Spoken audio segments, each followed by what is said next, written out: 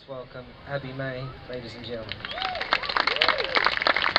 How are you, Abbe? I know you had a gig last night. I did. I'm good, actually. How are you? I'm very good. It's been a few days now. I feel like I kind of been employed. Bit of a day job going on. It's quite novel for a musician. I think what we'll do, because there's a bit of talking been going on, we might start with a song. You can show the kids in the audience what you're all about. What are you going to play for us? This is a song from the album I made before the last called Mammalian Locomotion.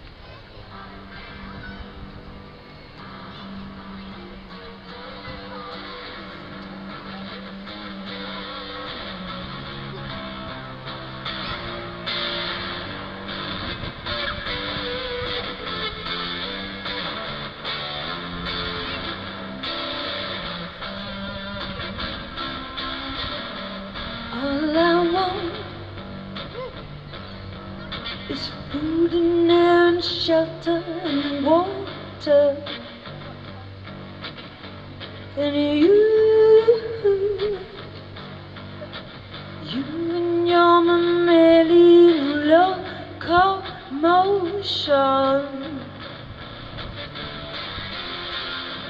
I know you are my love. Mammalian locomotion, steady in the stars.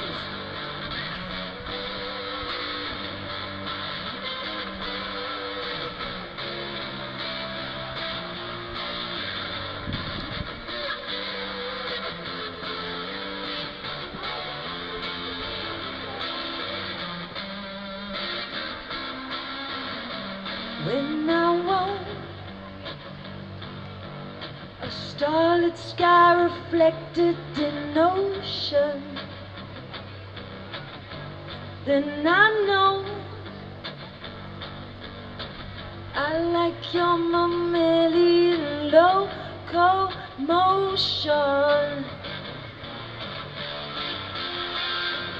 I know you are my love. Mammalian locomotion, a stellium of stars, the lonely ace of hearts. I know you are my love.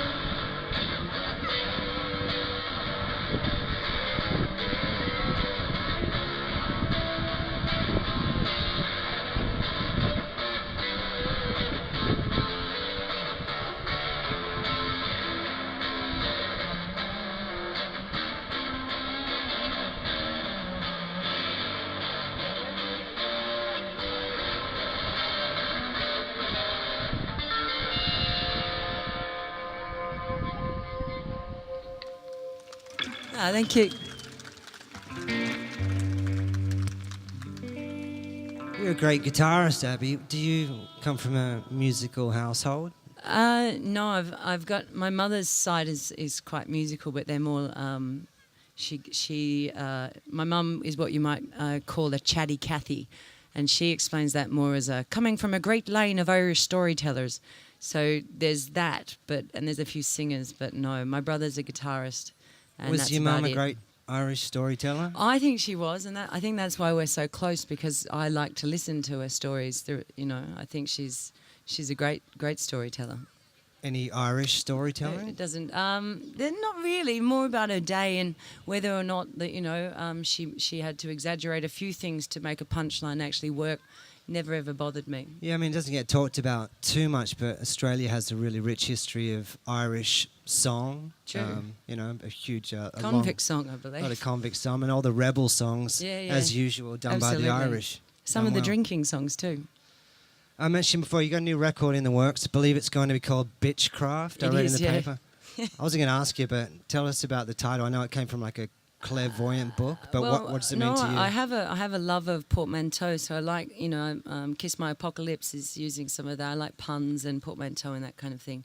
And I've just been getting into dealing with a lot of sort of the idea of being in the music industry as a woman can actually be quite difficult. So you may as well just be the bitch that they're calling you. If you're the boss, particularly, which I am of several people. Most of them are great, but sometimes, if you have to put your foot down about certain things, they'll do it, but they will refer to you as a bitch, and I just feel like owning it and, using it to my advantage. What's the hardest thing in music? Being a woman, is it, do you find men don't like taking orders from you? I think women sometimes don't like taking orders from me. It's not the gender thing isn't really an issue. It's actually more, you run into that a lot less and less the more capable you become. I would say the biggest issue with a music career is actually the tendency to slide into drugs and alcohol, self-involvement, and also fatigue. I've just had a year off because I had basically what you could term a nervous breakdown after many years of extremely hard work. But this is a very physical. It's a really physical, wasn't it? yeah. It manifested in a lot of anger. I had a seizure 4 days after the arias, and then so we had this big build-up. The album had gone really well, and then 4 days later I had a seizure, and it was pure stress that did it. And then you'll find once something like that happens, you're not just instantly better. It takes.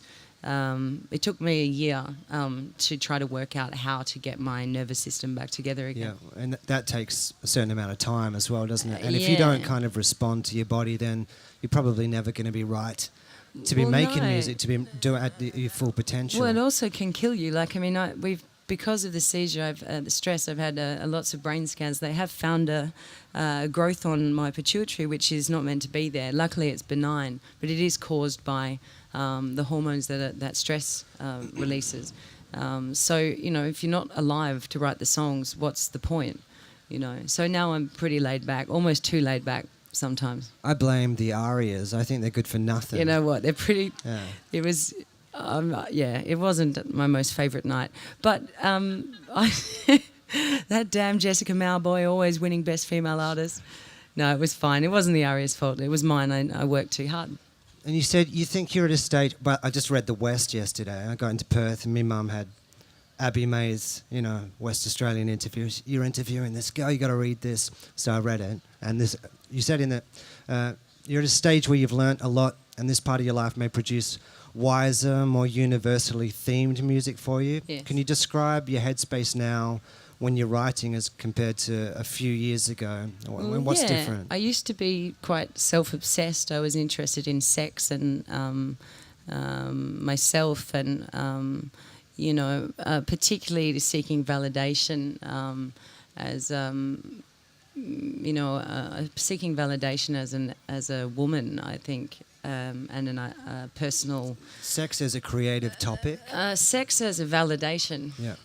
And now, I think I got that. I worked that one out after a few years. And now, after the birth of my niece, Sophia, and now the birth of my nephew and godson, Jack, things just...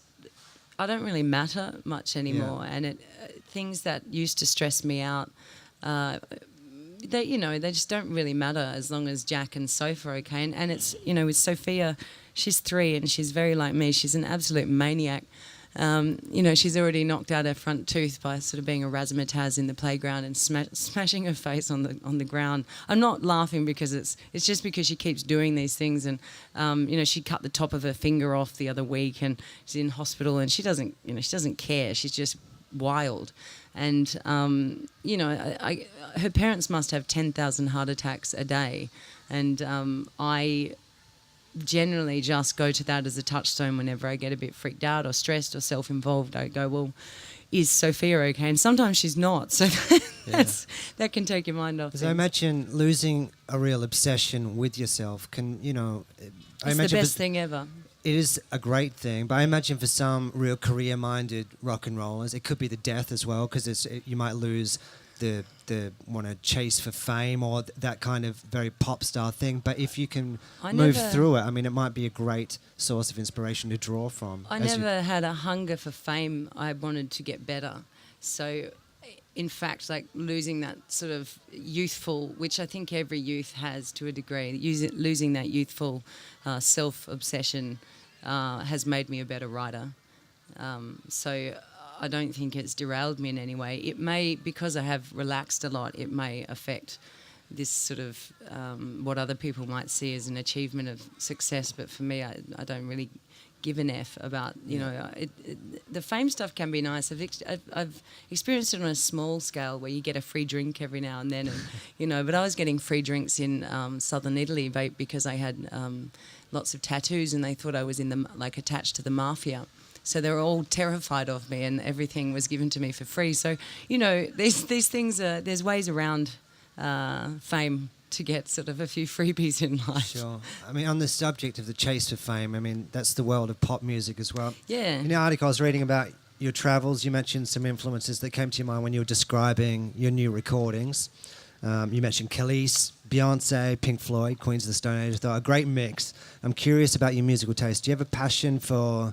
I know I do, for the high-end kind of high-production pop sounds of stuff like Beyonce, and is that a great art form to you? Yeah, look, do you want to go into that world? I mean, in terms of, you really can't beat like a well-written pop song, and you can go back as far as Springsteen and Patti Smith's Because the Night, and that is one of the most beautiful pop songs ever, and it evolves into this world where you know, Beyonce is sampling Edge of 17 by, this is still quite an old song, Edge of 17 by Stevie Nicks in Bootylicious. Yeah. You know, the well-crafted pop song is certainly nothing new, and it's certainly not something to be scoffed at. It's very difficult. I've not achieved it. I hope to at some point.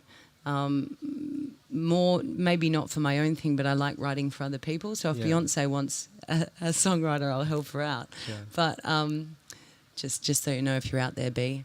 But you know, I mean, pop songs I do quite enjoy, especially listening to people like Sia. Like I've been a fan of her since I was 14. And watching her evolve from this very indie experimental artist to a big record label, but still experimental pop writer. Do you find it comforting to have some of your contemporaries who you notice have been at it as long as you and more, and still maybe only in recent few years have then taken a creative step to that next level? Well, do you draw from I mean, that as it's well? interesting. Madonna recently said, you know, what is it with this? Like everyone says, oh God, she shouldn't be doing this. She's 10 years too old to be doing this, whatever. She's like, what, am I supposed to die at 40? Is there some rule where we're supposed to die at 40? But who says stuff like that, really? I mean, you know? there's a lot of cynics around. She does cop a lot of, people like Madonna do cop a lot of ageism, and I suppose it is something that is specifically applied to women. Yeah. I would stand behind that. I do think it is more applied to women than anything. Sure. Other than maybe someone like Tom Jones, who's a little bit sort of, you know, it's a bit kind of creepy when he does his 20-year-old thing. He can't dance either. No. Yeah. But, it is cool to watch someone like Sia go for a very long career in a pop field, which actually... you know, tends to have sort of a 5-year timeline for the artists themselves, and line the pockets mainly of the men who, and some women, some of the people behind them who are orchestrating the songs and the industry. Your mum was an English lit teacher. Yes. Was literature, to get back to books, we're at a writers' festival.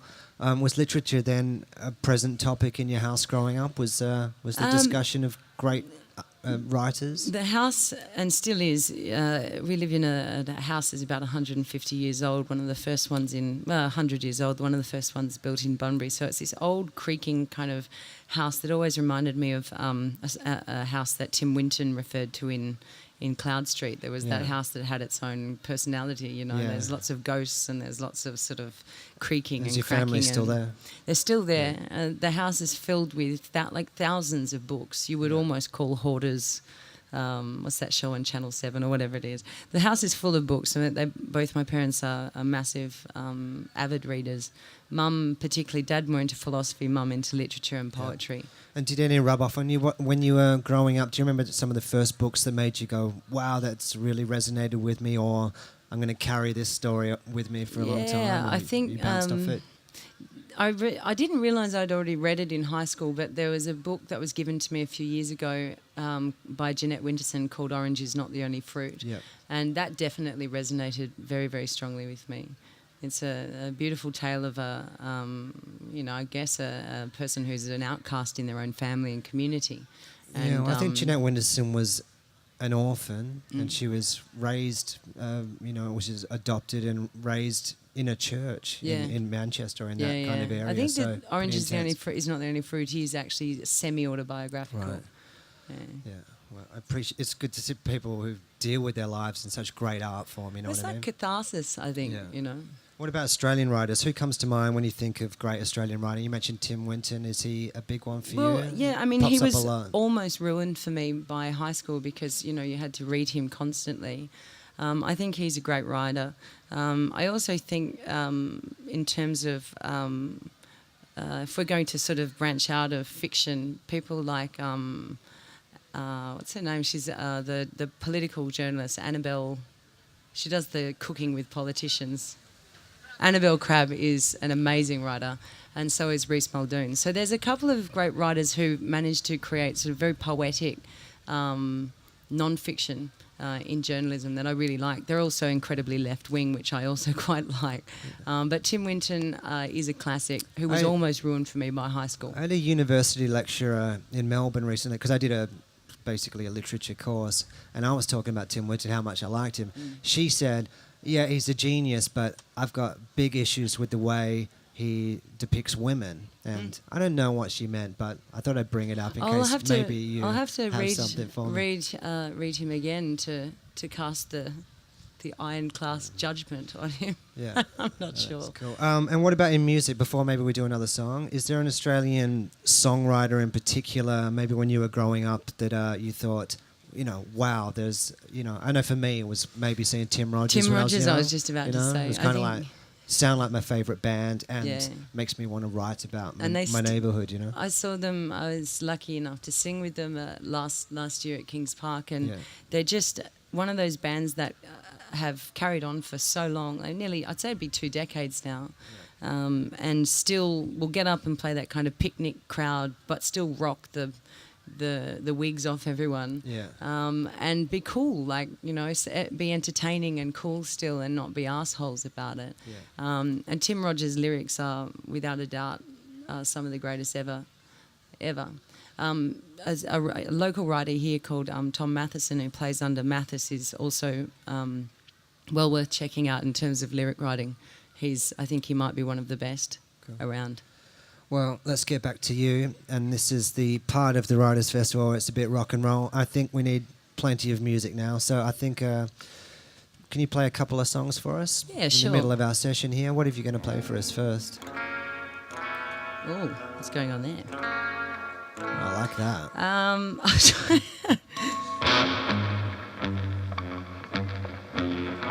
Sometimes with these things you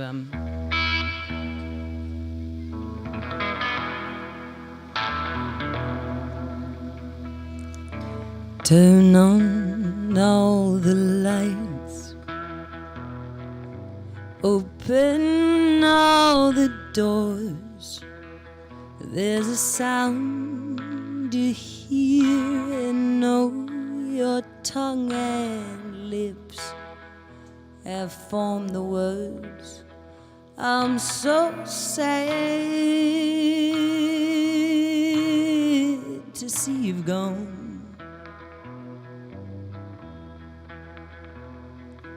Further on down that road, full up with rust, there's a song, the radio is playing just for us. There's no time to get it wrong. All my memory of you is gold, but I'm so sad to see you gone. We'll take a trip up the country. We'll holiday in Spain. You'll stand by in Fiji. We'll hardly get off the plane. We're drinking in the morning till the evening time. Don't let me catch you in trouble. Don't set me right.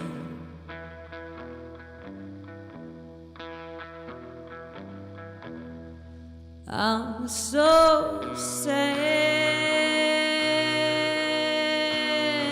to see you gone. I'm so sad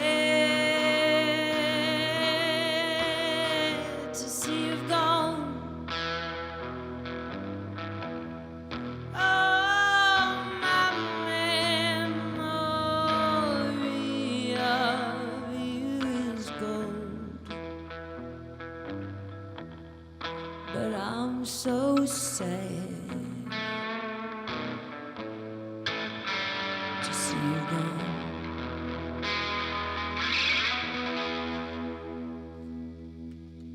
Oh, thank you.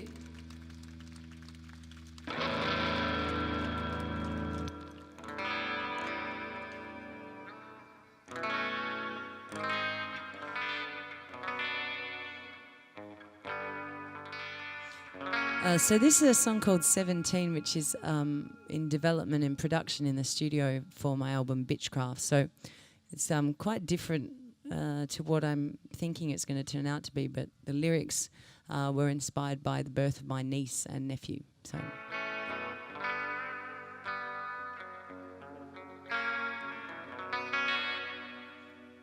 I remember I was 17. I didn't care for anything but me. I was lying to my parents nearly all the time and sneaking through a bedroom window most nights. Before I knew it, I was 21. I got a bad tattoo, but so did everyone. I broke a heart and only missed it when it was gone. I only missed it when it was gone. I love you, even though it kills me too.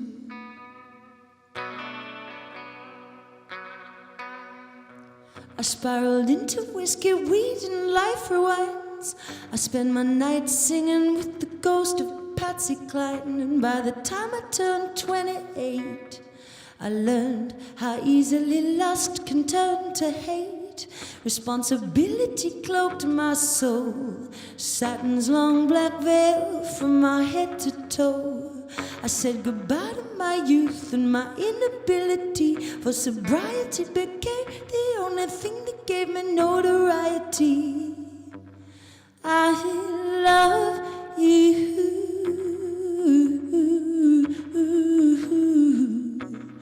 even though it kills me too.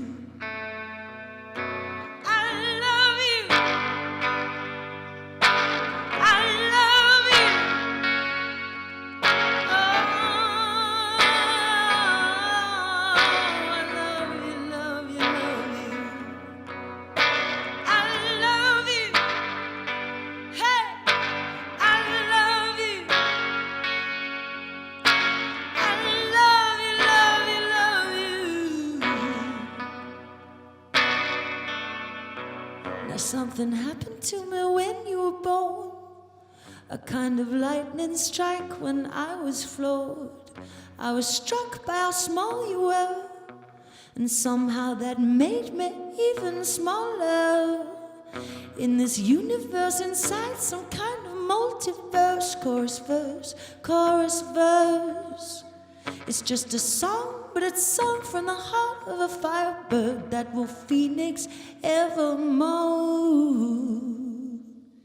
I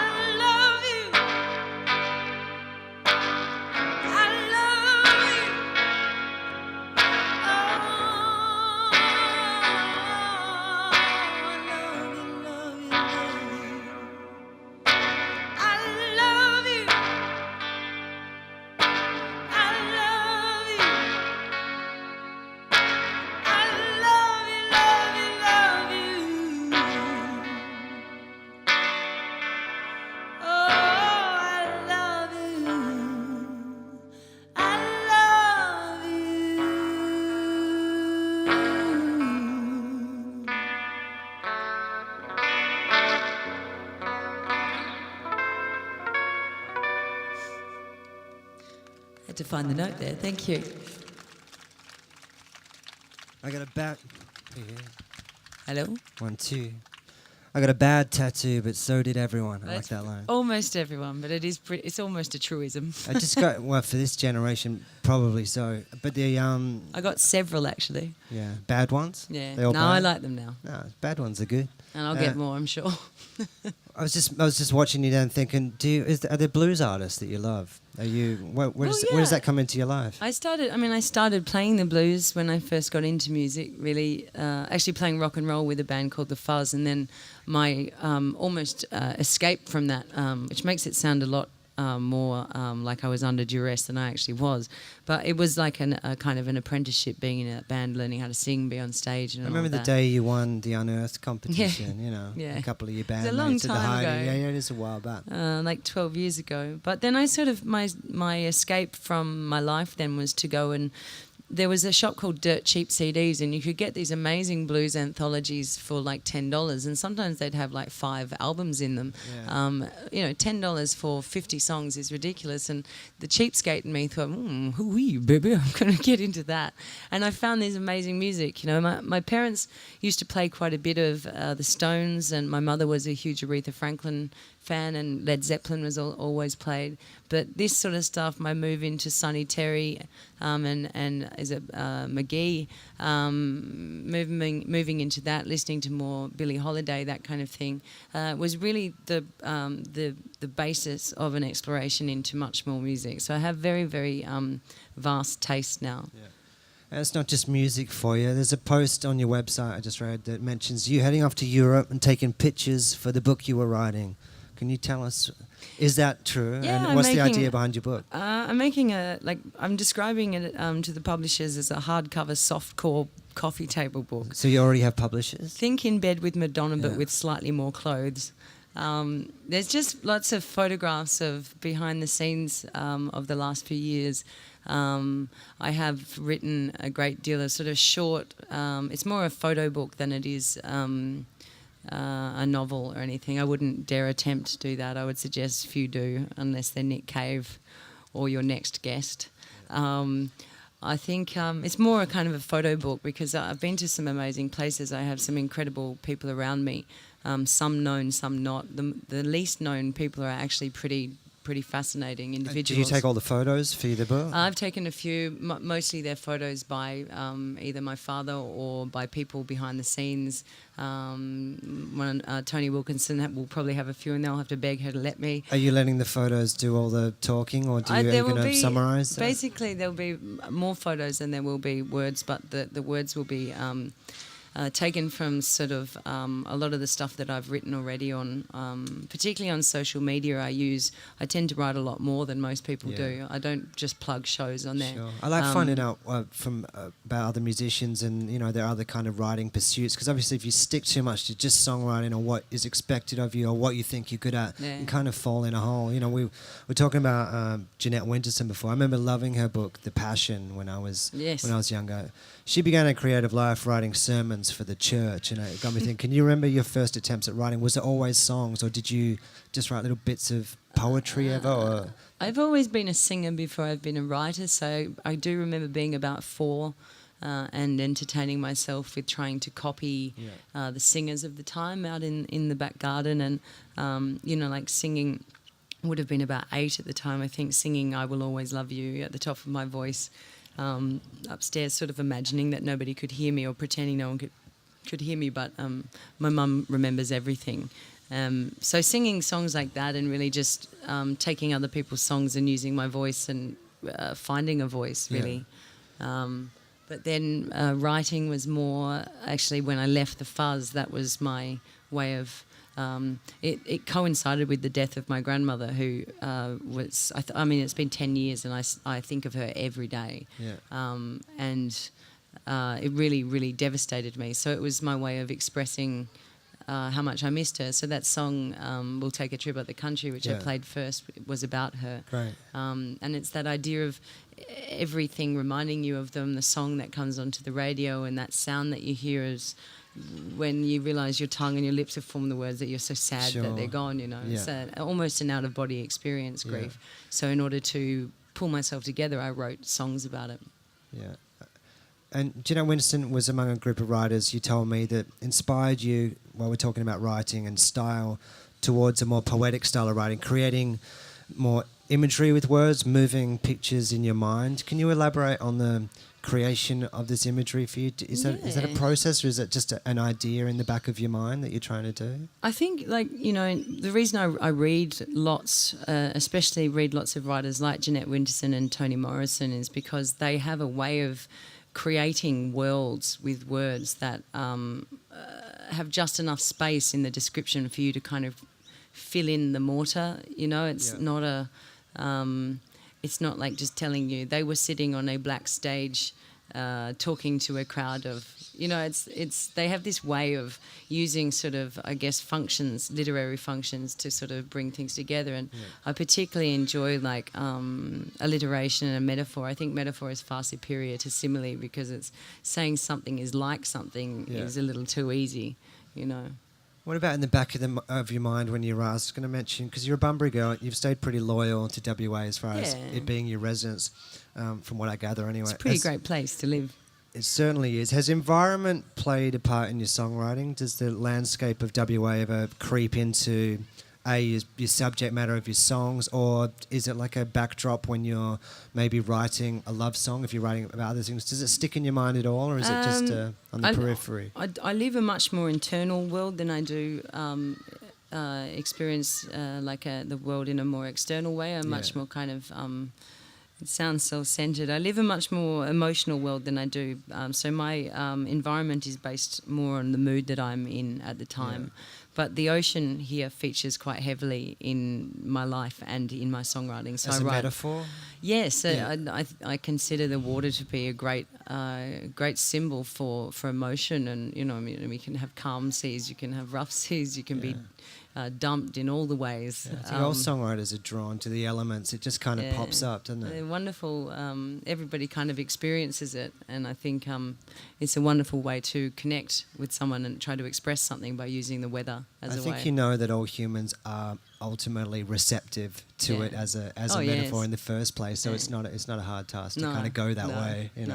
I know you're also a George Orwell fan. You mentioned to me he had a strong focus on social injustice, to the point Orwellian is a word, used sometimes to describe authoritarian social practices and things. I find a lot of writers use their craft to try and decipher their views of society, what they struggle with, what they question about society and the world around them, the world that we're told as we grow up, this is the way it is, this is the path you have to go, this is probably where you're going to work. And, I find songwriters are kind of like using it as a way to kind of decipher that or question it, or trying to bring up examples of what is not right about the society they live in. Is that... Obviously, it's a very broad thing that I've just said, but do you use it as a tool to try and solve things like that in your head, or to figure it out? Is this one? I hope I'm not just using one of those horrible internet pictures that applies a quote to someone who didn't say it, but I think it was Churchill who said, he was asked, would you consider taking funding out of the arts and applying it to the war effort? And he said, well, what are we fighting for? I think the arts are a very important way to make people step out of that kind of box that you put in, go to work. You go to school, go to uni, get a job, get a house, get married, have kids, and repeat. Like, there's this kind of thing that you're encouraged to do. And if that works for you, that's fine. But if it doesn't, and if you're I find that stuff can be quite a distraction from actually going, look, Australia is actually violating human rights in Manus Island. It's not just me who's noticing it. It's a lot of people. It's a lot of people around the world.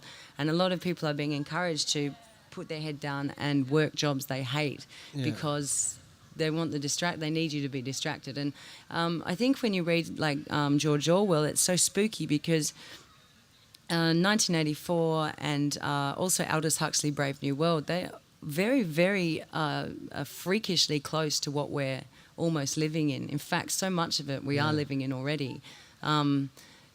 It's strange that a book that could have been written, 60 years ago, 65 years ago, could actually have nailed the situation we're actually facing right now. And the question is whether or not we're prepared to kind of really give up so many of our comforts. We live a very, very comfortable life. Yeah. I know I do.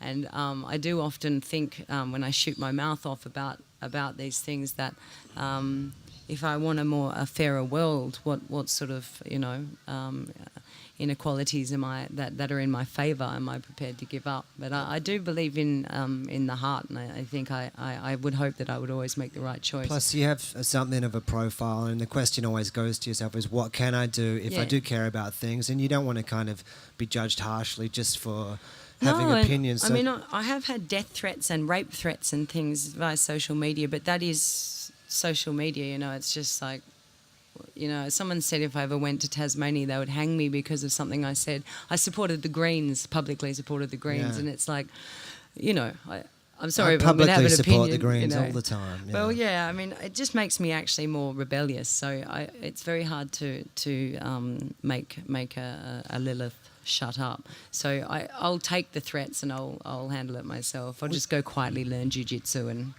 kick the crap out of anyone who tries to stop me speaking. But I think that this Orwellian stuff is quite, fascinating look at what's the word for it? Not a foresight. He's predicted. Yeah. It was obviously already happening when he was writing it. It's just that it's not as blatant now. And I think that's what bothers me the most is that.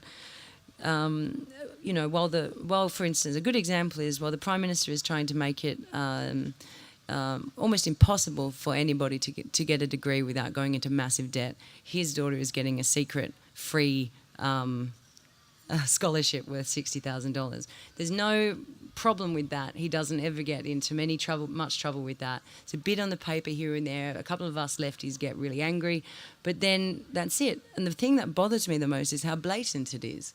They're not actually trying to smooth it over anymore. They're going, we have every right to do this. And people, because people are kind of all right with it, Yeah, so yeah. If there's no uproar, then only until he what's the knights point a of prince that people start to get weirded out and like, well, people are sewing their lips together in detention centres and stuff. It's freaky what's going on. It's probably Joe Hockey sending you those death threats from Tassie. I'd say, well, let's see. I'll probably get some now. I mean, I'd bring on the death threats. I'll never stop speaking, Was there a point, because, as far as your place in society, it's unique. You've had a long, well, not long, but, you've been in music for long enough now that I guess you've skipped other occupations you might have otherwise taken up. Was there a point, and was it a proud point where you went, man, I'm a lifer. I'm gonna be a rock and roll girl till my middle age. I am basically unemployable in most ways. I mean, you should see the giant boat I've got tattooed on my back. It's my favourite one.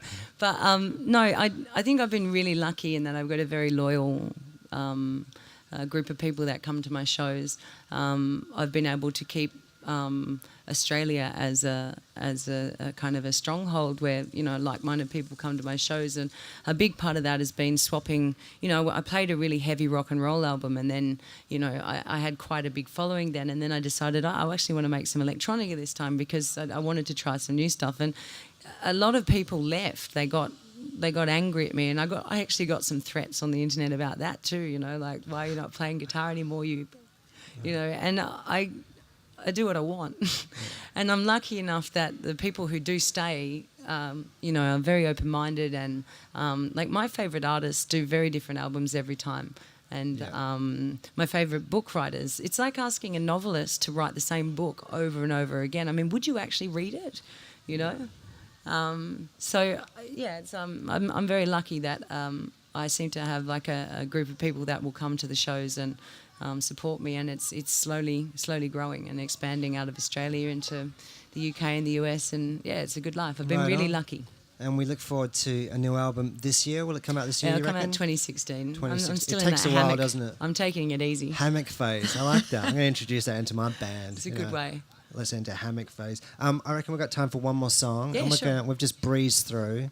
I want to ask you one more question. Was there on the subject of writing, did you ever write a song and think, I was trying to write a song about this and I nailed it, I really got to the bottom of that one, No, I've never, ever achieved that. Yeah. And there have been parts of songs that I've thought that was pretty good. There's never actually been a song that I've thought is good. And that I thought is like, you know, brilliant. And I actually kind of hope that I never do get to that point, because then it's kind of, one, I'm most likely to be, you know, writing about in sort of some kind of arrogant state of, you know, ignorance. Or a pinnacle that you can only kind of drift downwards from. I think you should always be really, really critical of your work, otherwise you're going to be lazy. Yeah. And I remember Nick Cave saying something about, you know, wanting to be on his deathbed thinking, I wish I'd done that better. Yeah. If you don't have that, and I think every artist should have, and every writer should have that kind of nagging self-doubt with just enough confidence to kind of push the stuff out and go, ooh, what do you think? Yeah. But no, I've never ever, in my opinion, achieved a perfect song. Yeah. We're going to have time for one more. Thanks so much for coming up here, my talking pleasure. about creative life, your life, reading, writing, all those things. Abbe May, everybody. Thank you. Thanks for having me. Raya Elias up in about 15 minutes to talk to me as well.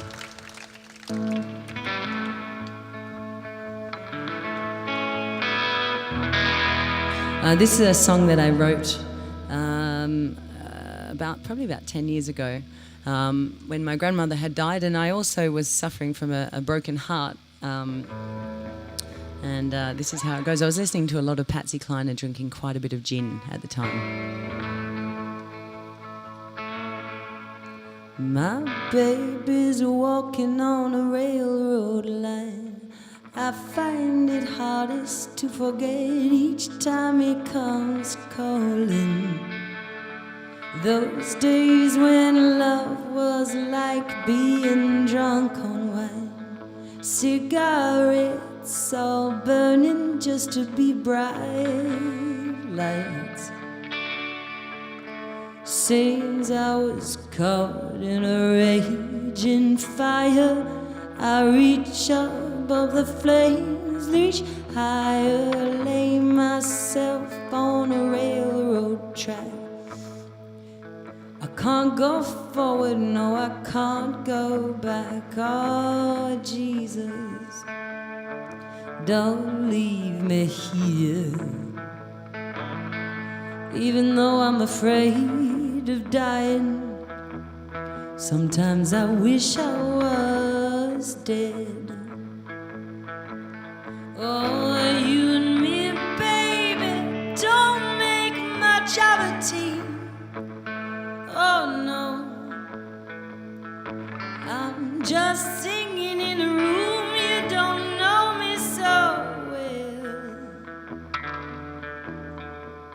I'm gonna have to get some rest tonight, lay my head and close my eyes. Oh, Jesus, don't leave me here. Seems all my friends and all my money won't save me. Oh, run around, baby, don't come looking for me anymore. Don't leave me here.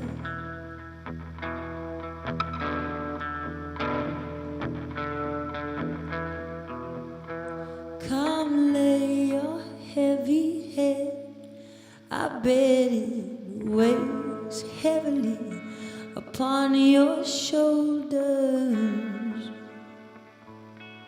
I find it hardest to forget the way you looked when we first met. Them days is over.